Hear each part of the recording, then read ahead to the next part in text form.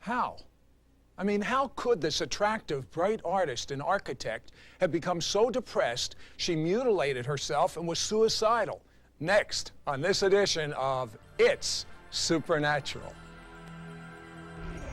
Centuries have come and gone, offering wisdom and understanding throughout the ages. Today, there should be nothing beyond one's power to discover. And yet the strange, unusual, and mysterious world of the supernatural defies understanding. Stay tuned for a unique and powerful investigation into a curious, undiscovered universe, only on It's Supernatural. Hello, I'm Sid Roth, your investigative reporter, here with Lori Millard. How could an attractive artist, architect, tremendous gifting, everything to live for, want to mutilate herself, or want to be suicidal? How does this thing happen? Lori, you're not only an artist, but you're a writer. And you wrote a book, and I'd like you to read something about your innermost feelings from that book. All right, I'd like to do that. Sometimes I feel so scared and so alone, wondering why I keep trying to smile. I feel like crying. Why me? Why am I so deep? Why am I so different? Or am I? I lay alone, unable to face reality, cold. The cut is so deep from my own knife, dropping red on the script as I perform the most difficult act, my life. Writing more each day, the show must go on. More makeup, please. I need a smile for this scene. Lori, I'm going to take you back. I'm going to take you back to a time when you first discovered that you could prevent yourself from gaining weight by forcing yourself to vomit. Tell me about that. Well, it's tough to go back there. It's like a violent nightmare, a really bad memory. But it really was my life for quite a number of years.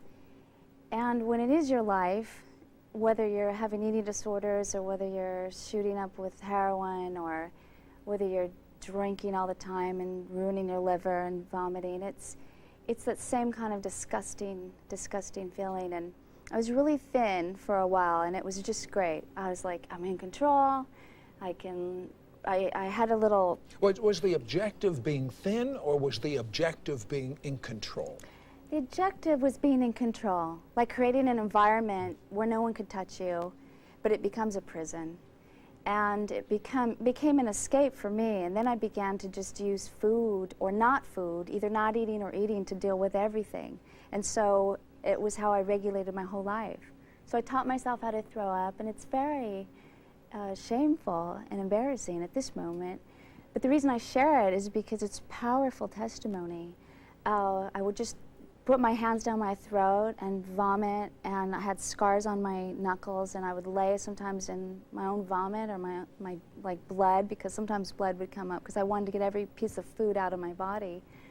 And I also took drugs at the time, not so much of a huge problem, but had just every obsessive behavior, the food being the worst one. And sometimes I locked myself in my room for like weeks at a time, have a little bit of food in there, but pretty much just be isolated, cut my own body, just to be so depressed that But why were you so depressed? What were the roots of that? Well, I believe for me it stemmed from some abuse in my childhood, and just not knowing there was a dark side, like a dark force. Like, I wish I knew as a kid when I went to sleep at night why I was so scared of the dark. But there is a God, and there is darkness. And now I understand that somewhere in my life, I either made a decision or played into that darkness, not knowing. And that darkness was trying to destroy me. It's sort of like there used to be a cartoon strip with an individual that would have a dark cloud over their head. That's what it sounds like you're describing? Right. Like I would go to sleep at night and have violent nightmares of blood and murder, and demonic creatures, which Did I didn't believe in. Did anyone know this was going on, or did you have the nice Hollywood facade? I'm happy, you're happy, everyone's happy. Yeah, I was the girl on campus. I mean, I was like a 4.0 student in architecture. I ran marathons. I did everything. I mean, not at the lowest points. Those points I was completely incapacitated. What was your lowest weight? My lowest weight was 95, and it was about 25 pounds thinner than I am now, and I'm pretty thin now. But it was quite scary because I didn't have my menstrual cycle, and that was scary because as a woman, you know, wanted to have children, but I didn't have it for 6 years because my body couldn't cope with everything. And I don't quite understand this. You said that your knuckles or your fingers were cut. Why were they cut? Well, because I jammed my hand down my throat so violently trying to get the food up, and I would just keep vomiting until there was absolutely nothing but stomach acid or blood coming out. So I would know I got all the food out. Isn't this life-threatening? Oh yeah, and I was in college about 1983, and Karen Carpenter died, who was a famous singer, and I really loved her. And I remember it struck me so much, and I thought, oh my gosh, you can die from this. Like, what am I doing? So then I really tried to get out of it, and I couldn't get out of it. I mean, it just was worse. It just was worse. There was no way out of it. So it's almost like an alcoholic who says, I can stop anytime I want, but you're really deceived. You can't. Yeah. I had no power, no control, and the more I tried, it seemed the worse it got, and then I was really desperate. And I tried psychology, psychiatric care. They gave me medicine. I'm very rebellious or very intuitive or something. I said, this is ridiculous. This is not going to help me. I have something inside wrong. I just knew something inside of me was wrong, something bigger than like pills and a chemical imbalance. I was diagnosed with all kinds of mental illness. But I didn't believe it. I believed there was something else, but I didn't know what. So but did psychiatry make you feel better? No, it made me feel worse. Why?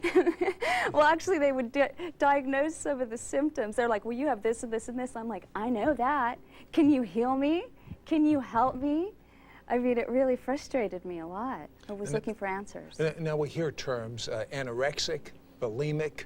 What is the difference between the two? Well, anorexic is when you starve yourself and you just don't eat for, you know, whatever, but you become very, very, very, very thin. Bulimia can be if you're throwing up or you're having laxatives and you're eating a lot of food, but you're getting rid of the food. Not only anorexic, not only bulimic, but just plain overweight. They're all out of control areas. And you know what? They're all life-threatening. Is there hope? Is there help available? Of course there is. That's why you're watching. Be back in just a moment.